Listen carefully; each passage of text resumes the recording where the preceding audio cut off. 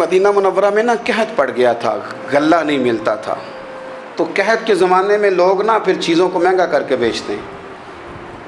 ہمارے ہاں ایک طرف چینی کی لائنیں لگی ہوتی ہیں اور دوسری دفعہ چھاپا پڑتا ہے، پورے کے پورے گودام بھرے ہوئے نکل آتے ہیں، لوگ مصنوعی قلت پیدا کر دیتے ہیں۔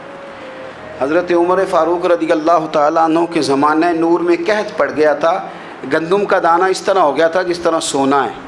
سیدنا عثمان غنی رضی اللہ تعالیٰ عنہ کے نا بہت سارے اونٹ غلے کے بھرے ہوئے مصر سے آئے، اور لگتا یوں ہے کہ وہ شخص آپ ہی کو غلہ دیتا تھا، کسی اور کو دیتا بھی نہیں تھا، جو اونٹ بھر کے اس نے لیے۔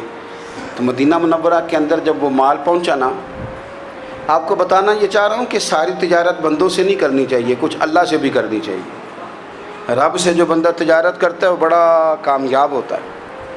وہ غلے سے بھرے ہوئے اونٹ آپ کے پہنچ گئے تو تاجر آئے، انہوں نے آگے کہا عثمان ہم کھول کے نہیں دیکھتے کہ اندر مٹی ہے کہ سونا ہے، اور یہ بھی نہیں پوچھتے آپ نے کتنے کا خریدا ہے، آپ کی زبان پر اعتبار ہے، آپ نے جتنے کا مال لیا ہے نا ہم ڈبل دیتے ہیں، آپ ہمیں دے دیں۔ آپ فرمانے لگے نہیں مجھے زیادہ نفع ملتا ہے۔ انہوں نے کہا 2 گنا، فرمایا نہیں زیادہ ملتا ہے، کہا 3 گنا، فرمایا زیادہ ملتا ہے۔ وہ کہنے لگے اس سے زیادہ تو کوئی تاجر ہے ہی نہیں جو زیادہ دے، فرمایا بس مجھے ملتا ہے نا۔ کہا کتنا ملتا ہے؟ فرمانے لگے لگتا ہے کہ اگر وہ تاجر زیادہ کرم نوازی کرے تو 700 گنا تو دے گا ہی، اور باقی کریم ہے۔ انہوں نے کہا جی نہیں اتنا نہیں ہم دے سکتے، پھر آپ بیچ لیں۔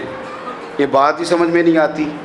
لوگ چلے گئے تو حضرت عثمان غنی مال اٹھا کے مسجد کے دروازے پہ لے گئے، جا کے کہنے لگے اے عمر اعلان کر دیں جس غریب کو گندم کی ضرورت ہے، آسانی کے دور میں نہیں دقت کے دور میں، جب لوگوں کو مل نہیں رہی چیز، جس کو ضرورت ہے وہ آئے اور آ کے لے جائے۔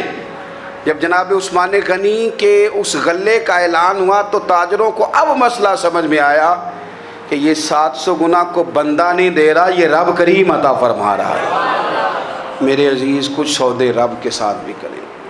اگر کوئی بڑا ضرورت مند دروازے پہ آ جائے نا تو پھر اپنا نفع نقصان نہیں سوچنا، پھر تو رب کے ساتھ تجارت کرنی ہے۔ ضرورت مند کی ضرورت کا لحاظ کرنا یہ نہ مسلمانوں کے ایک دوسرے کے قریب کرے گا۔